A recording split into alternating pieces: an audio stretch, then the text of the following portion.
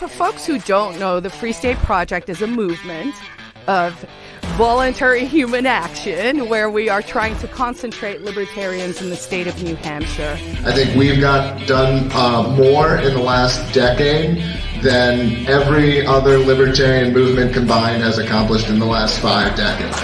Are my friends and my neighbors who are willing to stand against tyranny, make their voices heard, and have a goddamn impact. We have a problem where too many people are afraid to say what they believe in, let alone actually do something about it. If you're afraid to stand outside the TSA line and piss off 97% of people who are waiting to just take the arm dildo up their ass in 5 seconds, then you're probably not ever going to make the change. Free State Project, again, it's 1% of the Free State movement. I am a friend of the Free State Project. And would you encourage people to check it out? Absolutely. Check it out. Find out. If you like it, join and continue the effort.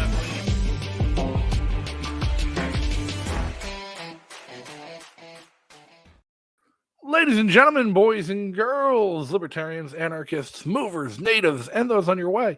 Thanks for tuning in to another episode of Free State Live, where you get to hear all about how you can live free or die in the free state of New Hampshire. Before we get started, make sure to hit that like button, hit that subscribe button, come back every week for more, leave some comments to let us know what you think about the show and what other topics you want us to cover in the future. First and foremost, it's time to welcome back your host. I'm Justin O'Donnell, former Libertarian candidate for U.S. Senate and host of the O'Donnell for Liberty podcast. Joining me, as always, we got Bill Barger, Manchester meme lord and local activist extraordinaire. How are you, Bill? How's it going, dude? Good to see you. And back after a long while, we got local tech mogul, CEO of Library and FSP board member Jeremy Kaufman. How are you, Jeremy? Great to be back. I've missed you guys. We've missed you too. And we know chat has missed most of all Queen Quill herself, author and activist and candidate and libertarian extraordinaire, Carla Garrick. How are you, Carla? Hi, guys. I'm glad to be back. I missed you too. So last week we definitely had chat questioning where the hell Carla was. People saying they hope Carla would be back, demanding Carla's return, wondering where you were. But you and Jeremy have been off gallivanting all over the country, it seems, spreading the word and gospel of the Free State. Where have you guys been lately? Yeah, I mean, I'll go first. I was down in South Carolina. That was not spreading the gospel. There, I got the vid, boo for down south. And but last week we were in Miami, where it was raining and the sun never shone. So boo, Florida. We went out for a conference called Hereticon. It was a inaugural event. It was pretty shiny. It was very exciting. I felt deeply, deeply honored to be there. And it was pretty cool. I don't know, Jeremy, what did you think? It was a great time. We definitely, sort of red-pilled some people on New Hampshire, which was great. But it was got to meet a lot of people. I don't know if you want to say their names, because my understanding you even mentioned certain of these people. YouTube instantly flags the video. But it was a lot of the people, some of the biggest thought criminals in the country or in the world right now. We're at this conference. It was put on by Peter Thiel, and it was a pretty fun time. Got to meet some really interesting people. What was the premise of the whole event? Well, it's basically in the name, right? As your name says, heretic there. I love it. It was a First Amendment free speech conference. I put the poster back here, so I'm just going to read what it says. But it said, "We believe dissent is essential to the progressive march of human civilization." And so I think the thinking was anyone who's being silenced, that's not a good deal. And really just putting like some cool, interesting, curated people there. I mean, Jeremy and I were both like, whoa, like I don't often go places where I'm intimidated, but it was a pretty shiny crowd, and it was really fascinating. So, there were people who've obviously been banned off things like YouTube, lots of nuclear, actually, which really, really surprised me. And I'm excited about that. I met a bunch of people. Then there were things like hypnotists and makeup artists, and just, someone was getting a tattoo in the lobby. It sort of ran the gamut, and fabulous location, fabulous people, fabulous experience. If they have another one, I did pitch them and said, if you guys do this again, come do it at Bretton Woods, because I can't think of a bigger Right. Yeah, I know at one point when I was texting Carla to let her know that chat missed her very, very much, her response was a selfie with a doctor and researcher who is banned from all social media.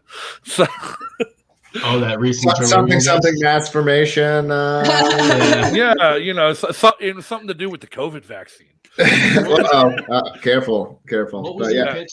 What was your pitch to all the heretics down there on the Free State Project? Like, how did you pitch them as like, here's where the heretics really belong?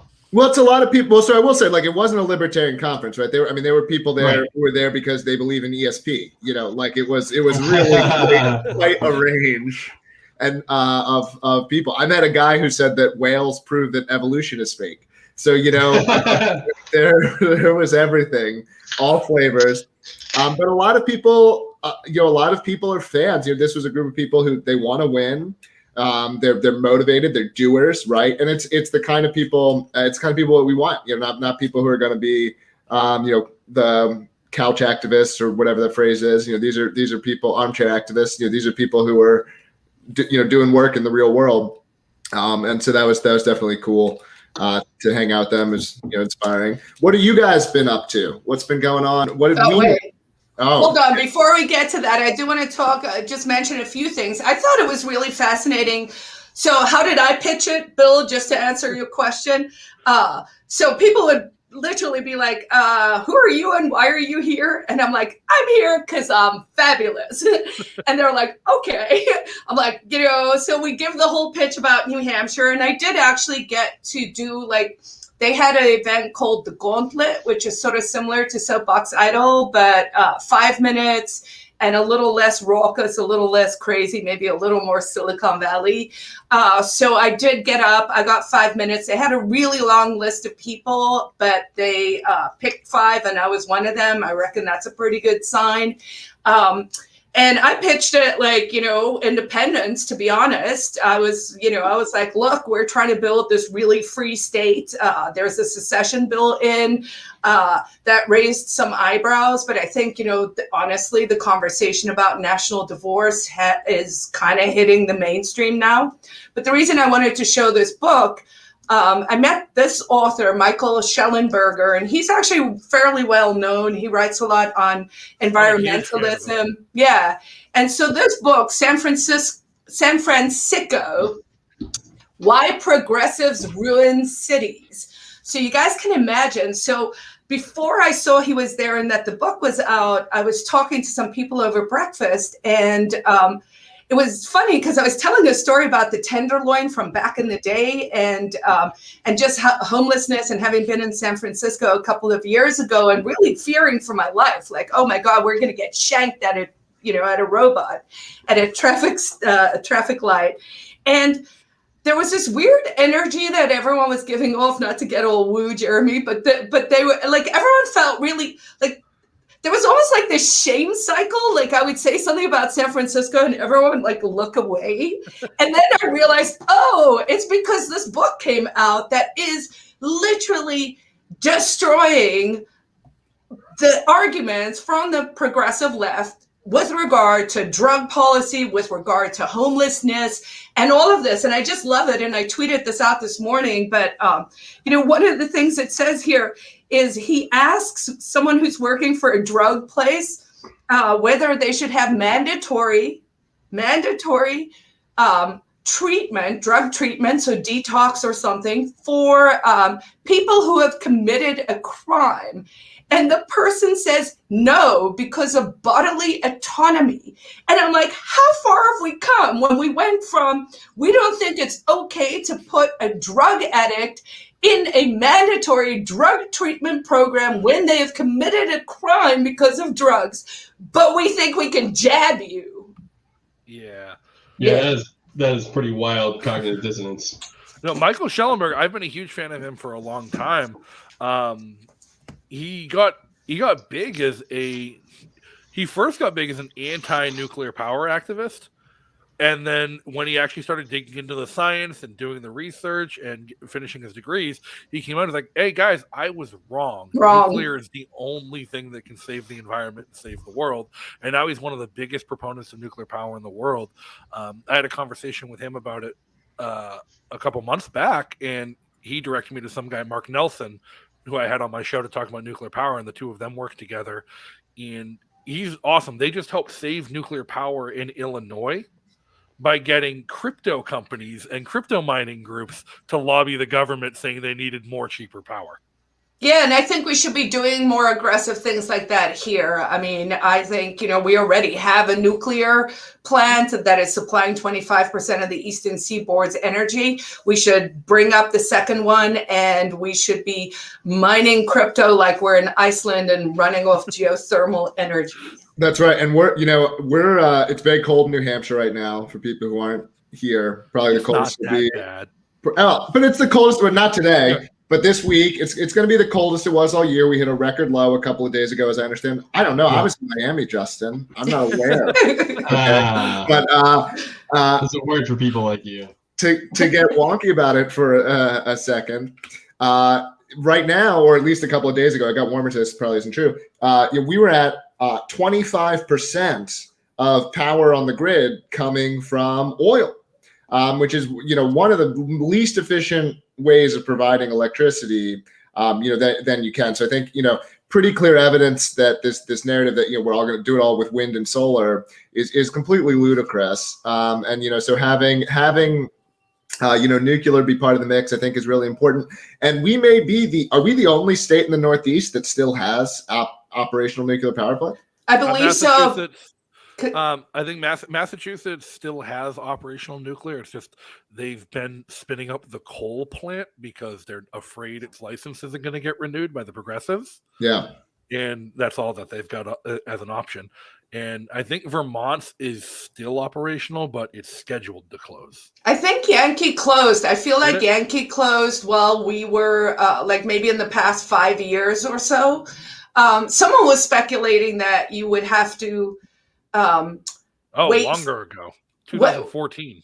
Yeah. So the people were speculating you're actually going to have to wait for the environmentalists who worked on nuclear from the 60s and 70s for them to pass in order to really move forward. But I think there's a lot of cool, interesting things happening. But then also, Germany just literally shut 3 functional nuclear plants down. So who knows? I mean, we're living in some wacky times. Yeah, no, that's one of the things that got me with Michael Schellenberger's TED Talk.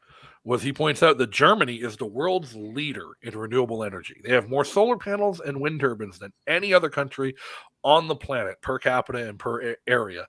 And yet they're the biggest polluter in Europe with emissions because they don't run nuclear. Where France has the fewest renewables in all of Europe and the lowest emissions because everything's nuclear.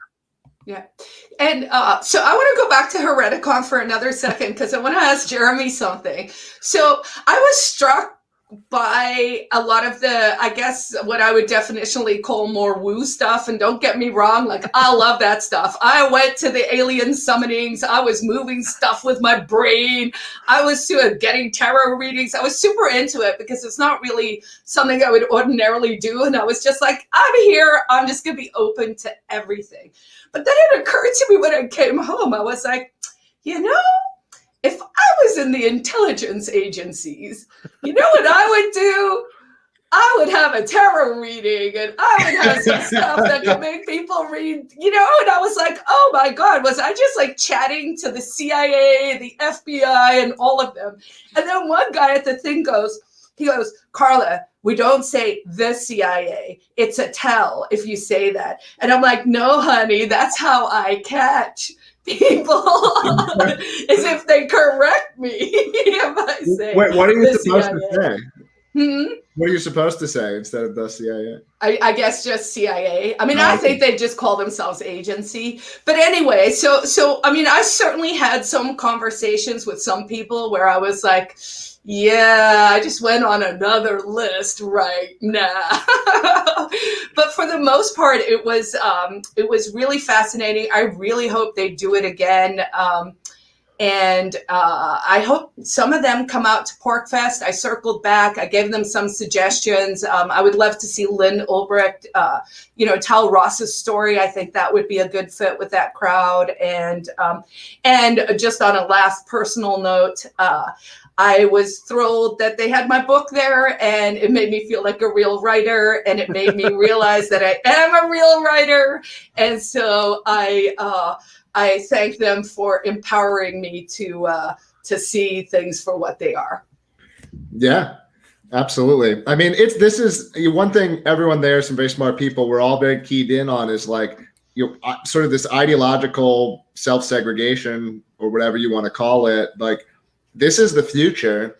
And I saw Bruce Fenton, Free Stater, one of the smartest guys, here in the state, was putting out some writing about how, we're going through like, a fourth turning, or this moment of upheaval, and the world's not going to be the same. And I agree with that. I think we are, there's no going back to 2019. Not that 2019 was like a particularly great time politically either, but like, we're not going back. The world's not going back. The world's going to be way different than it was. And I think we're going to continue to see this. And so, people do need to be thinking about, how is this going to play? How is all this going to play out for me? How is this going to affect me and my family? And, what should I do about it? And I don't have all the answers, but I know that, having neighbors that, that I can count on and that I trust has got to be a good thing. Yeah, in a time like this, you don't want to be stuck trying to adapt and having to be dragged kicking and screaming into the future. It's best to be looking ahead of time. No, and I think, one of the things I did mention when I did the gauntlet, the 5-minute thing towards the end, I said, sometimes when you're in something, you don't see it for what it is, but to the point of kind of creating a this higher consciousness, or, we are in some kind of awakening globally. For the first time, at least in my lifetime, we are literally debating self-ownership, like on a global scale. And we have to see that as us winning. Now, they're censoring it. 10 years ago when memes became a thing, I was like, we're going to win, right? And now we're like, yes, we're winning. It is our art form. But then they were like, we're going to stop and censor your ideas. But honestly, the message, the frequency, it's out there. And I'm highly encouraged. And I think that they were actually blown away with what we're doing in New Hampshire.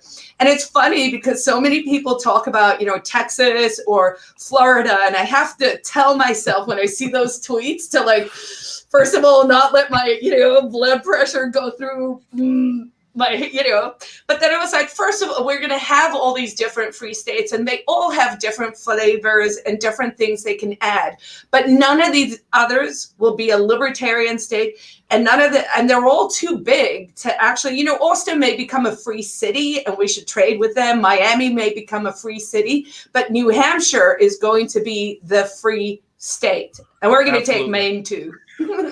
And I will say, Florida had this built-up reputation. I saw a lot of people in masks. I saw a lot of people that were still like, it felt, I would say, honestly, the same or more masks than I would see in Manchester. I felt because I don't really see them very much, going out, but I saw people wearing them in restaurants. I saw some stores requiring them, frequently disregarded by a number of people in the stores, but nonetheless, the sign was still up. So I will say in that regard, and I'm sure Florida is better than plenty of other places, but it did not feel to me, completely, matching the hype in that regard. No, I made a bunch of Florida people in all the stands for Florida mad a couple weeks ago after the Freedom in the 50 States report came out, when I asked Bill to make me a meme that said, Florida, when you order your free state from wish.com. That was a good one. Yeah. So people got real offended by that. And I'm like, what? Wish.com sells meth pipes every day. Let's talk about what we missed. What's been going on in New Hampshire? I know the governor had a chat with Jason Sorens and Will Ruger. So Jason Sorens, founder of the Free State Project, this is all his brainchild. So about as radical of a libertarian as you can kind of get. And the governor sitting down with him to have a talk about the state. I mean, to me, even if you don't like I certainly don't think Sununu is perfect, but that's an auspicious thing to me in terms of the rise of free staters within the state. What you guys watch that, or what else has been going on? I didn't watch it. I didn't check it personally, but there has been some other stuff that I found way more interesting, stuff actually happening in the legislature. Yeah, that's favorable. Just last week, there was a whole bunch of free staters who showed up to testify on a bill that kind of came out of nowhere. It's not something that was published widely or talked about widely, other than a few people out in Keene. But once the message got out, the night before the hearing got flooded with free staters and libertarians, and it was a Democrat bill. It was a Democrat-sponsored bill to decriminalize the use and possession of psilocybin mushrooms for people over the age of 18 in New Hampshire. And it got tons of favorable testimony and a whole bunch of free staters on the committee. And so it looks like that Democrat bill that might get free stater support to push it through. New Hampshire might get legal mushrooms before it gets legal weed. I would love that. That would be a story worth telling. Yeah. And there were a lot of, that was one of the things we did see. That is definitely an up and coming industry. There were a fair amount of people I met at the conference who are all working in therapeutics for psilocybin, DMT, all that kind of stuff. And at least twice Sununu said, carefully, let me say, I am not an anarchist, apparently. So if we're having that conversation, that's triple hashtag winning. Right, yeah, let's consider that he has to that's something the governor of the state has to disavow that he's not an anarchist. That's such a positive sign. And also probably definitionally using anarchist in the correct way, right? Not bomb throwing anarchist, but actually intellectually understanding, no rulers. So that's pretty cool. Thanks for that note, Kurt. Jeremy, did you get to watch that? I watched part of it.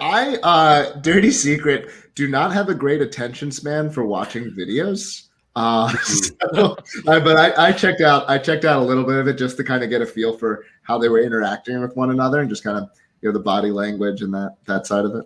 Yeah, the body language in the still photo I saw, I thought was not warm and fuzzy, so to speak. But, there was a photo, and that's good enough. Look, Sununu's a politician, right? So don't read, and he's a great one, let me say, in the sense that he knows how to play all the sides and get people to like him and this kind of thing. But that's fine because it's almost better because it's this guy saying, I have to do this, right? I don't think the right way to read Sununu sitting down with Jason is Sununu thinking, I sincerely love the Free Staters, because I don't think he does. We've seen the leaked calls where he complains about the libertarians behind the scenes.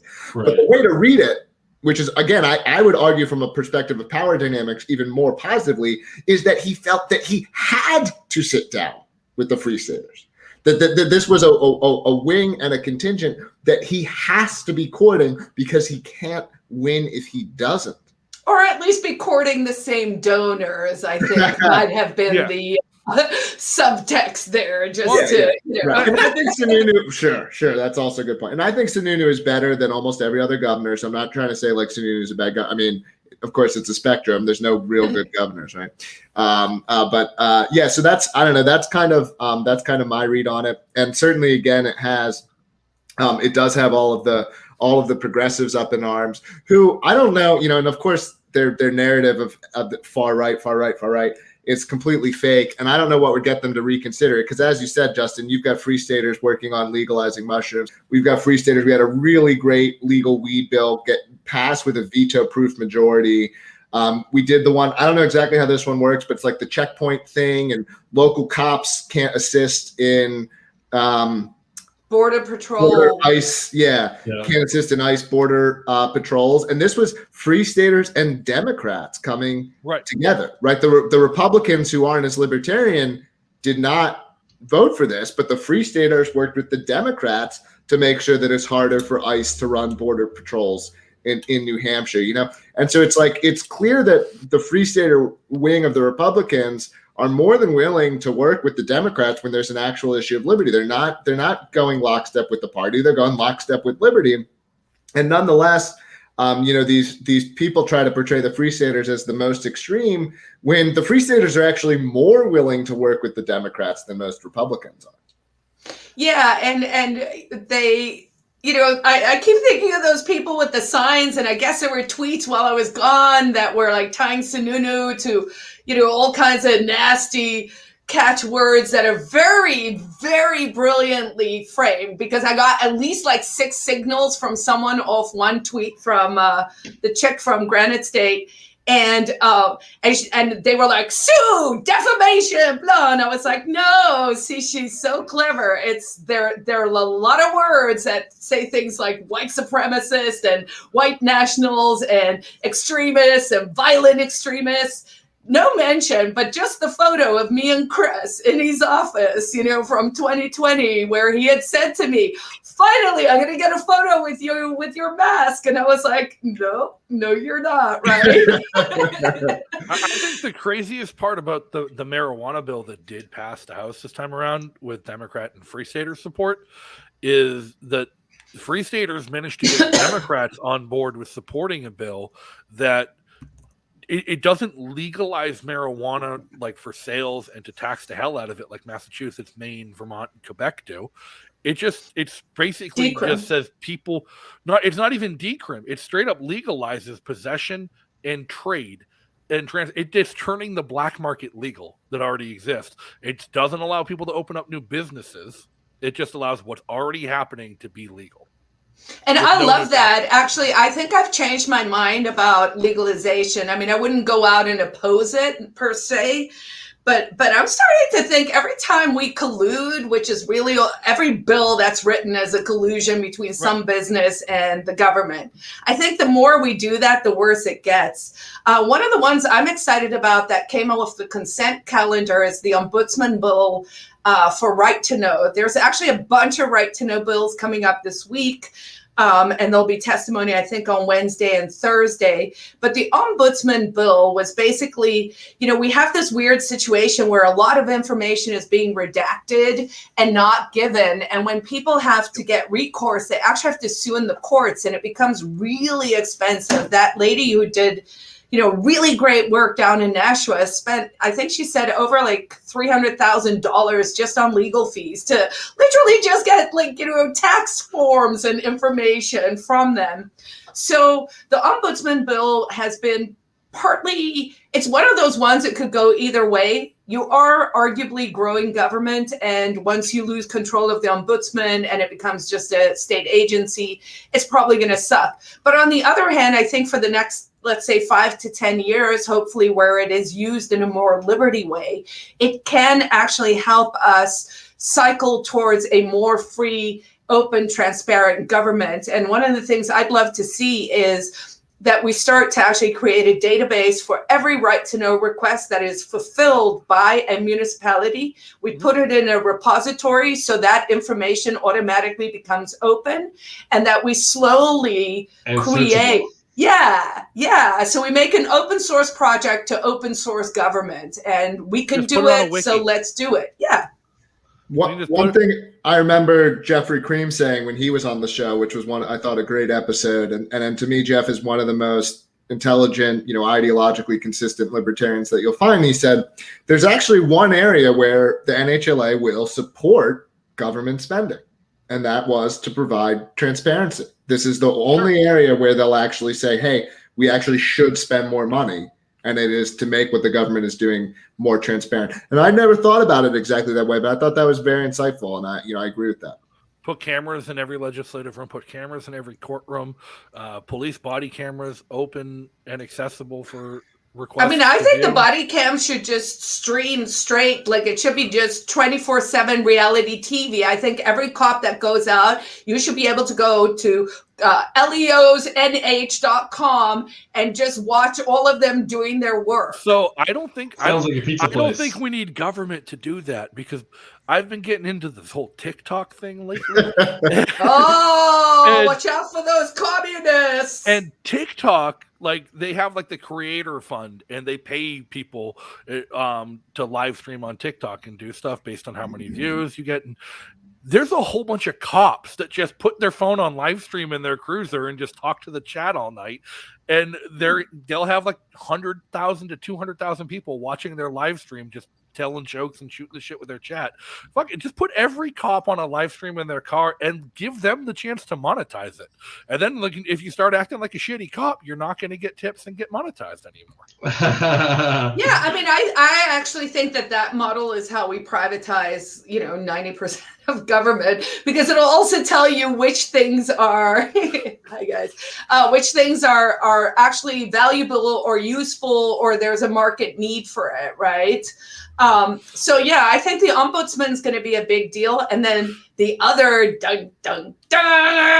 exciting one that's coming up on Thursday, 3:30, everyone should show up if you care about independence, is the CICR 32. And what that is simply a bill to simply a bill to put it to the people. So if you believe in democracy, whether you're a left, right, or in the center, you should be open to the fact that we can do a constitutional amendment which has a really high standard. Like you have to get 70%,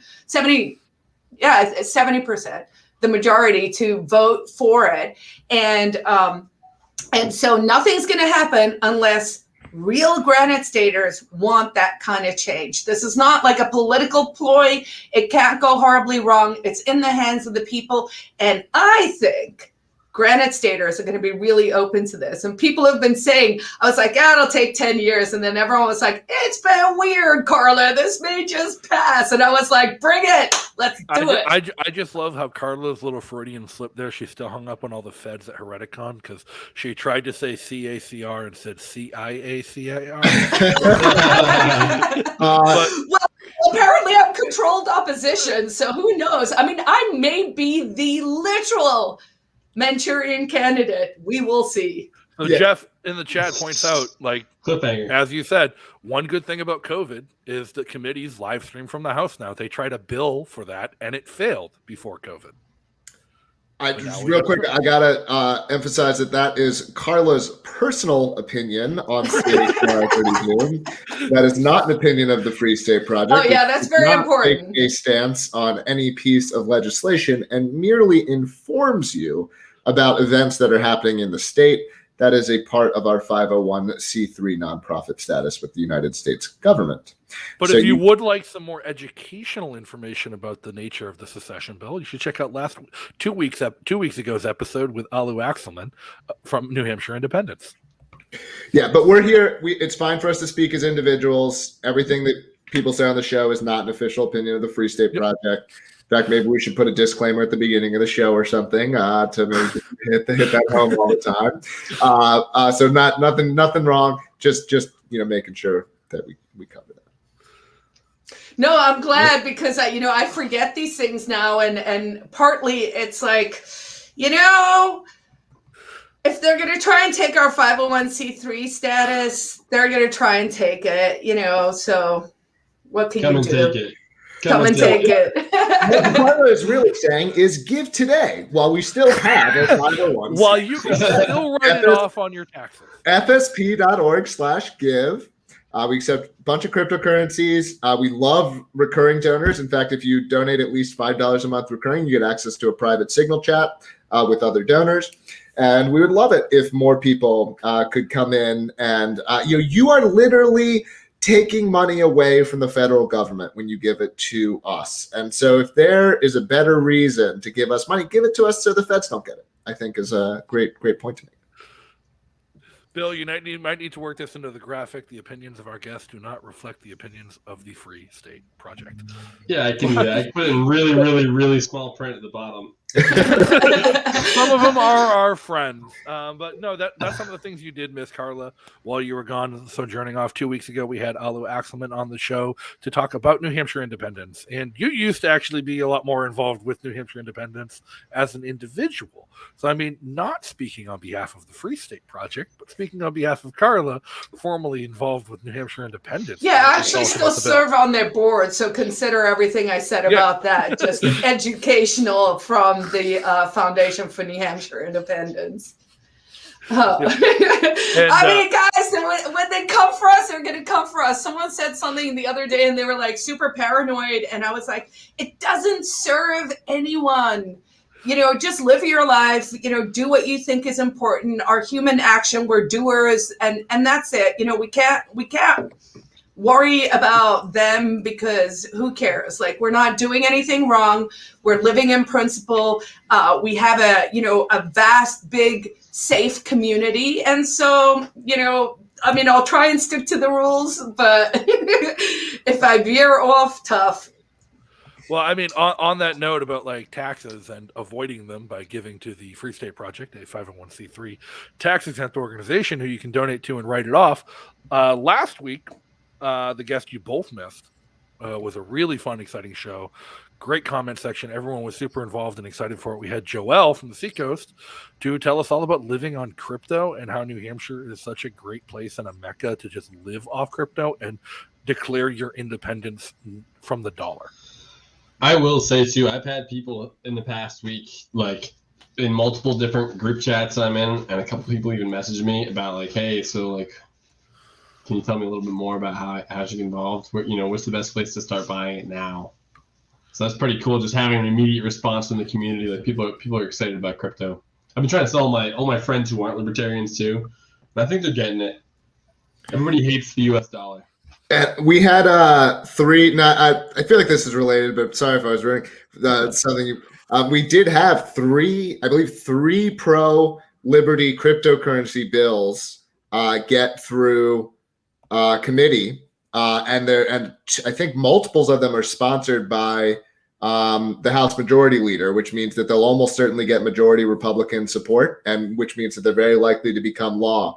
So there's a law exempting cryptocurrencies from securities registration. I don't even understand some of these. I know that the bill author is about as pro-liberty as you can get. So I kind of just on faith take that Keith Emmons is doing a good job. And of course, this is my personal opinion.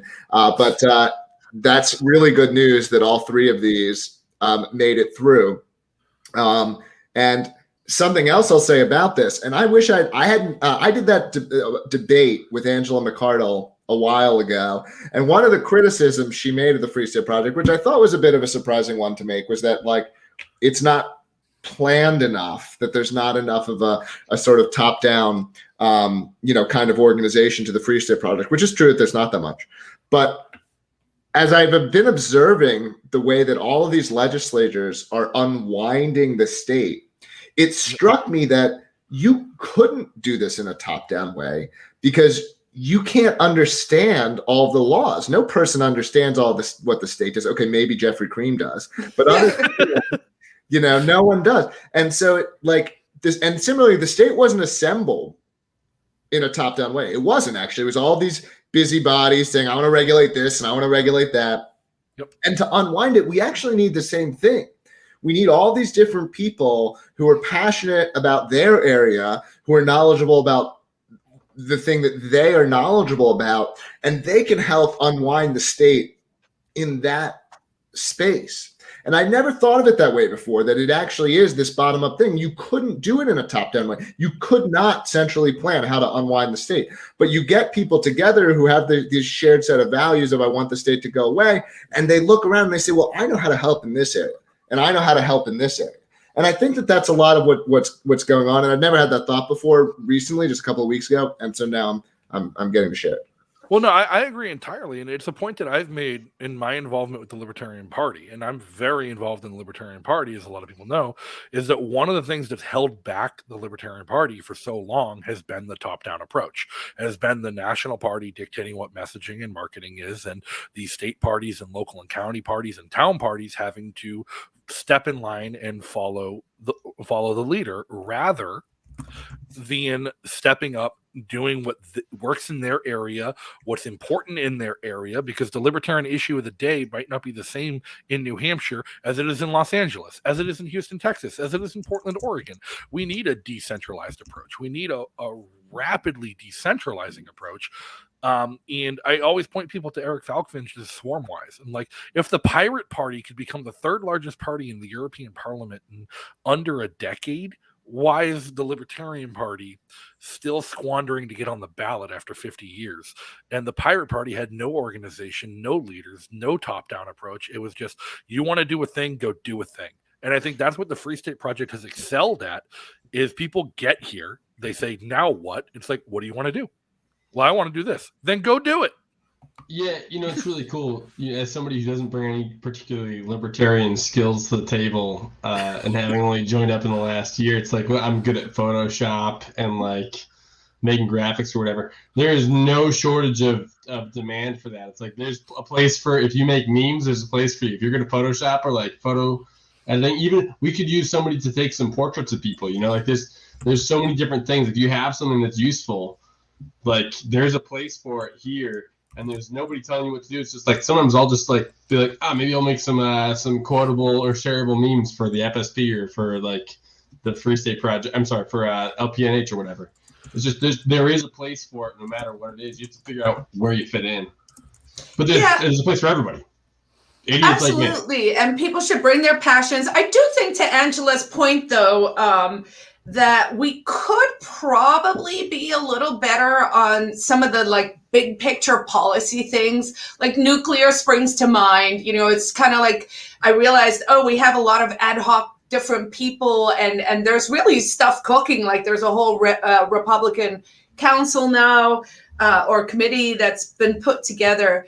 So I think, like most things in life, it's finding that balance, right? It's making sure that the left hand and the right hand kind of know what they're doing. So both encouraging that individualism and that go-getter, go do your passion project stuff, but then also making sure that we are leveraging things as well as we can. Like, I'm a very impatient person. And so, sometimes I have to go, wow, I can't believe, it's taken this long to get here. And then I'm still like, but wait, no, like, it's actually amazing what we've accomplished with just a bunch of nutters doing 100,000 different projects. So, it really is just, again, it's that issue of balance between, both. Why not both, right? Well, I think it's like the secret would be, do the thing that you're best at and do it really well, ideally for your cause, but also acknowledge, like, okay, here's my top 5 or top 3 priorities. And when somebody says, whether it's New Hampshire independence or legalizing psilocybin, somebody brings these up, like, I'll block off my calendar to show up for that day, even if I can't like do this in my spare time on a Wednesday when I'm bored. Like I can do Photoshop. It's like that's a good way to have it done. It's like I know what I can do on the daily or just cook up off the top of my head. But here's my other things that, like, if somebody's doing that, I'm there for it. If there's a testimony on New Hampshire independence, I'm there for it. And sometimes, like, even if you can't like make it to testimony, I think this is something that more people should get involved in, is in testimony on every bill going through the House. You don't have to go there in person. You can send an email. The emails are on the State House website, and they're more impactful than you would ever guess. Like, I couldn't make it to the psilocybin hearing, so I sent an email. A couple hours after I sent the email, I got a message on Twitter from the Democrat state rep, who is the chief sponsor of the bill, thanking me for my testimony and building that bridge and asking if we can work together in the future on other things like that. And that's a bridge that otherwise wouldn't have been built if I didn't provide testimony on that, because all my friends in the House are Free Staters and Republicans.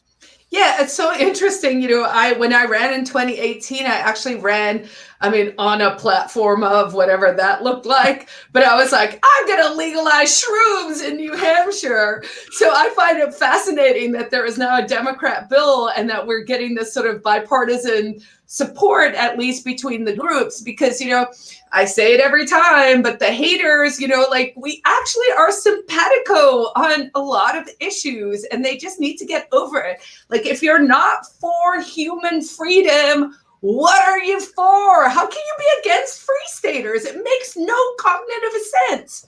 You're literally saying you're pro-slavery. One of my favorite responses, I don't know who I got this from originally, certainly not an original, is what do you hate about liberty? The part where I get to make decisions for how does it go? I get to make decisions for myself, or you don't get to make decisions for me. I think I butchered it. It's something like that. It's a really good response, though. Yeah, and honestly, it's like, I say this all the time now on Twitter with all this vaccine nonsense.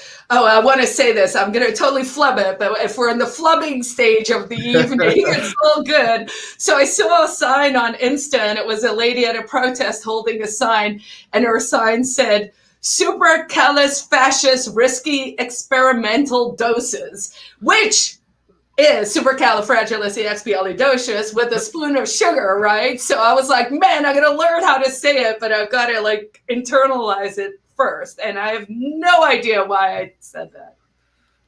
All right, what were we talking about? Dennis Pratt says it, where you have to make decisions for yourself, or where you don't get to make decisions for me. Yeah. Oh, yes, so that's it. That's the phrase. Yeah. And so that's the point, right? Like when they say, they've literally gone from my body, my choice, which I agree with, even though I'm pro-life. I'm like, fair enough. Like, if you believe in self-ownership, you gotta go murder your baby. I'm gonna judge you, but do what you gotta do.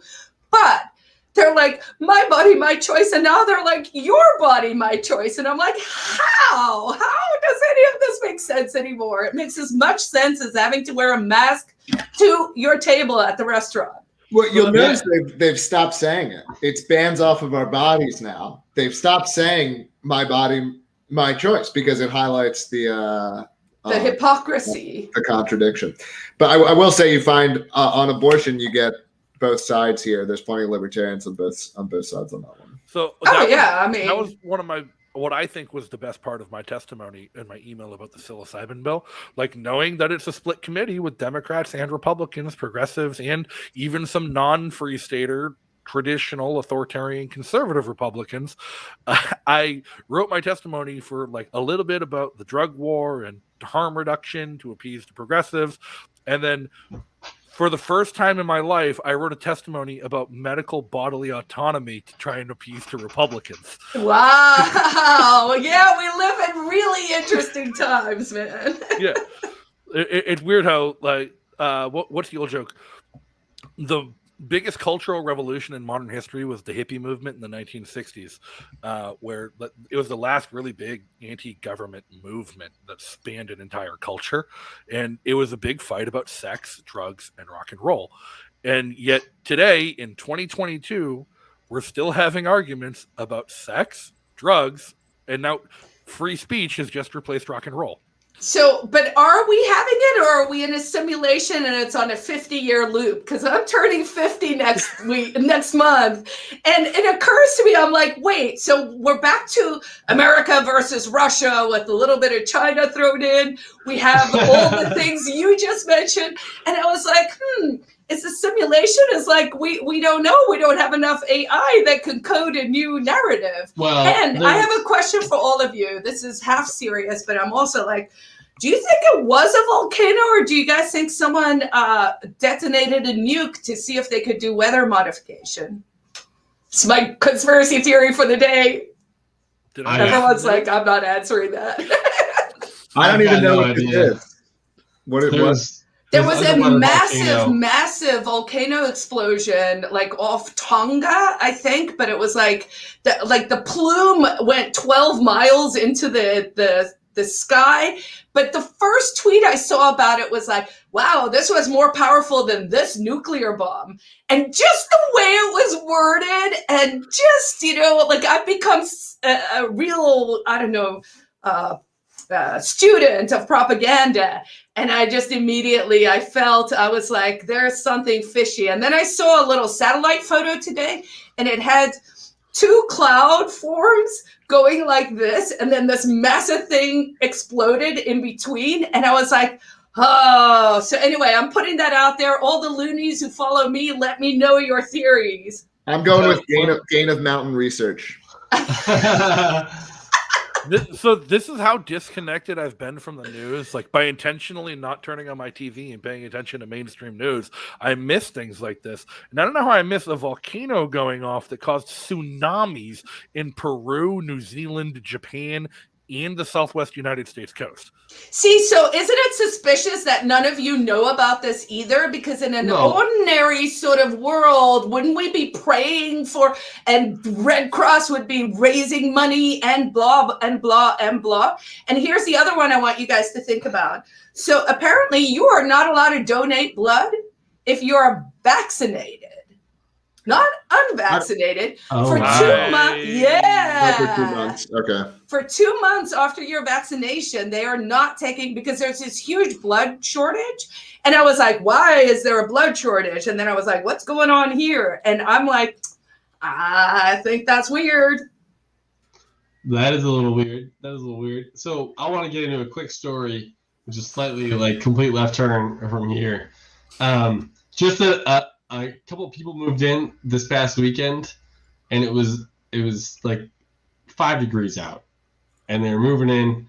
And I want to let people know who are interested in moving, we got to move in 15 minutes. Wow. 15 minutes. Like a whole U-Haul unpacked, 15 minutes. I just know we only have a couple minutes left, not to get too far off of the volcano blast and the. No, I mean, you're keeping us on topic. I'm just yelling crazy shit because no one's talking. Well, I was just thinking, I'm like, I was very impressed. I didn't know, like going to a move when you have people moving in, and on the Facebook event, it was like 7 people were showing up, and they thought 7 people, and then they were worried, like, well, we don't know if anybody's going to show up. It's so cold out, and there was about 15, maybe 20 people that showed up and unpacked these people. And they were unpacked in 15 minutes. I showed up. I was 4 minutes late. I only did 10 minutes of moving. That's great. And that really, that warms my heart, because I sometimes I get nervous. The last person I personally moved in was Mickey Mullins.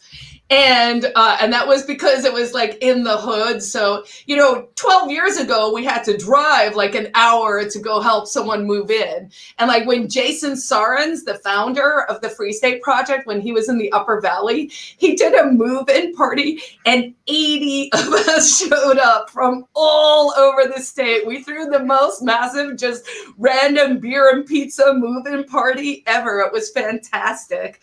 And so over the years, I've kind of gotten this notion where I was like, shit, I hope people still show up. So it really makes me happy to know they do. And I should say those movers, she already posted something in the group, kind of like thanking people and saying, that she feels like that experience has really cemented the fact that she made the right decision. Now, of course, it's a pay it forward thing. You gotta show up. I showed up from 10 years of moves, so I get to coast now. But we have so many new movers coming in that it's part of the rite of passage, right? It's something that you really should go do, pay it forward. And if you're a new mover yourself, you're not imposing on anyone. People like doing it. I know a lot of libertarians like, I can take care of myself. I don't need any help. But it really is. It's a good thing to do. To let people come and do this. It's a great way to start your life in New Hampshire. So it's a great way to meet new people. And also I read a really good thing today, or maybe I heard it on a podcast and it struck me, just to reiterate what Jeremy just said, is I think especially for individualistic people like us, it's hard, but it's let people help you. Like, that is such a bizarre, I can't do it at all. I'm trying, I'm going to train myself. But it's like, why is that so hard for us? And so it's come with the notion of let people help you. And it's the fastest way, other than the new movers parties, first Tuesday of the month, Shell's new mover, third Sunday brunch. It's the best way to really just immediately connect with a few people and make sure that we're giving people a positive experience when they come too, so that they want to come, get involved, stay, make life better for all of us. FSP.org/welcome wagon. I will say for anyone moving, Bill. Yeah, and I don't know about you guys, but I was thinking I would love to see on the show some new movers, just like with first impressions at some point. I don't know if that would be something you guys would be interested in, but like okay, you've been here for 3 months. What do you think? So if you're out there and you're watching this and you got here recently, that's a great idea. I love that idea. Yeah, I love it too. Bill, next new mover party. You got you're now a talent scout. I have to be honest. It wasn't a Bill idea originally, but it does need to get out there. So if you're interested, let us know. I will do that at the new movers. What is that? That's 2 right. weeks from now. Good artist copy, great artist steal. So yeah. If you guys saw in the chat that Steve Nass had posted that even this upcoming week we have 2 back-to-back moves in Manchester on the same day. If they're 15 minutes apiece, that's like a half hour of your day and more pizza than you can eat. So definitely hit up the welcome wagon if you're moving, to let Chris Lopez know to schedule you a moving party for people to help get you moved in. And if you're already here and you want to help out, check out the Free State Project calendar, fsp.org/calendar. All the move-in parties, all the other local events where you can meet your neighbors and everything are all right there. And you can get plugged into the community from the moment you get here and once you get here on an ongoing basis. We got some stuff to plug, huh? We do. All right. So I got a list somewhere. We had mentioned the crypto. So last week's whole episode was about living on crypto and going full-time on cryptocurrency and off the dollar. New Hampshire is the home of the largest running cryptocurrency meetup in the country. 500 consecutive weeks without missing a week, not even for COVID. They have met up and had their little party in their shindig, and it's coming up on, I have the date here, February 6th at the Soho Bistro Lounge in Manchester, New Hampshire. You can go to freestatecrypto.com to get your tickets. You can only buy tickets with cryptocurrency. Imagine that. And you can be part of the 500th meetup. It's going to be historic. It's going to be awesome. It's going to be a great time. A little birdie tells me there's going to be somebody there who's going to be doing a documentary on the Free State Project with a camera crew to interview people. And so if you want to be around for that, go get your tickets today. I've also heard, we're not allowed to say their names yet, but there's some big crypto people that have decided to come up. So some people we might be excited to meet beyond all of us, of course. I'm excited to meet all of us, but there's some other big names coming. So, would it be possible, I guess, if we're looking at new people, could they, if you wanted to come to the crypto thing and you don't know how to buy something with crypto online yet, would there be like someone set up at the door who could help people, or is that just? So no, you're not welcome. I'm not sure about it. No, there's is it going to be a capacity? And Brittany Ping had posted not too long ago that they were coming up on sold out. Oh wow! Are they? That's great to hear. Massachusetts. Yeah. But no, they're very friendly people. If you're having trouble buying tickets, contact them. Heck, contact me. I'll buy you a ticket. Or me. I'll buy you a ticket. If you're having trouble, I will buy you a ticket if you want to come. I don't even care about you paying me. If literally you purchasing a ticket is the thing blocking you from getting here, I will just buy you one. Also coming up soon after that, first weekend of March, we have the New Hampshire Liberty Forum, one of the best Liberty conferences in the country, in the world, if I do say so myself. Picking back up this March after a hiatus last year because hotels got skittishy, but it's going to be fantastic. We're going to have some great speakers lined up, some great events. It's March 4, 5, and 6, full weekend. That's probably going to sell out too. So go to NewHampshireLibertyForum.com, get your tickets today. If you're coming from out of state, get your hotel reservations today. Dennis Pratt's right. The Liberty Bus Tour, March 4th, the first night of Liberty Forum.